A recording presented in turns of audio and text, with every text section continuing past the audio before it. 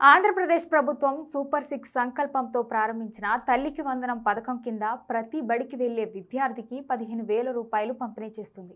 ఇందులో భాగంగా 13,000 రూపాయలు తల్లి అకౌంట్లో లేదా సంరక్షకుని అకౌంట్లో, మిగిలిన 2,000 రూపాయలు పాఠశాల అభివృద్ధికి ఉపయోగించబడుతుంది. ఈ తల్లికి వందనం పథకం వర్తించాలి అంటే 1వ తరగతి నుండి ఇంటర్ చదివే విద్యార్థులు అలాగే ఆంధ్రప్రదేశ్ పౌరులై ఉండాలి. గ్రామీణ ప్రాంతాల్లోని కుటుంబాల తలసరి ఆదాయం నెలకు 10,000, అదే పట్టణ ప్రాంతాల్లోని కుటుంబాలకు తలసరి ఆదాయం 12,000కు మించి ఉండకూడదు. కనీసం ప్రూఫ్ కోసం రేషన్ కార్డు అయినా ఉండాలి. వాహనాల పరిమితి 3కు మించకూడదు. భూమి 10 ఎకరాలకు మించి ఉండకూడదు. వాహనాలు ట్రాక్టర్, ఆటో తప్పితే మిగిలినవి ఉన్నవారు అనర్హులుగా గుర్తిస్తారు. ప్రతి విద్యార్థిని కూడా 75% హాజరు కలిగి ఉండాలి.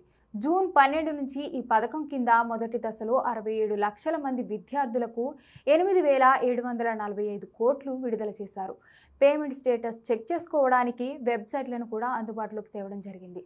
పోర్టల్ ద్వారా చెక్ చేసుకోవడానికి NBM అలాగే GSWS అనే వెబ్సైట్లను ఇవ్వడం జరిగింది. అలాగే వాట్సాప్ ద్వారా కూడా చెక్ చేసుకునే అవకాశం కల్పించారు. ఏ విద్యార్థికి అయినా ఈ పథకంలో మార్పులు లేదా తప్పిదాలు జరిగితే గ్రీవెన్స్ పరిష్కారం కోసం జూన్ 21 నుండి 28 వరకు మీ స్థానిక సెక్రటరియట్ వద్ద గ్రీవెన్స్ దాఖలు చేసే అవకాశం కల్పించారు. ఈ ఫిర్యాదులు స్వీకరించిన తర్వాత జూన్ 30న గ్రామ వార్డు సచివాలయాల్లో అర్హుల జాబితాను ప్రదర్శిస్తారు. జూలై 5న వారి ఖాతాల్లో తల్లికి వందనం డబ్బులు జమ చేస్తారు. దీంట్లో ఏవైనా అవకతవకలు జరిగితే వెంటనే ప్రభుత్వాన్ని ఆశ్రయించాలని ప్రభుత్వం సూచిస్తోంది.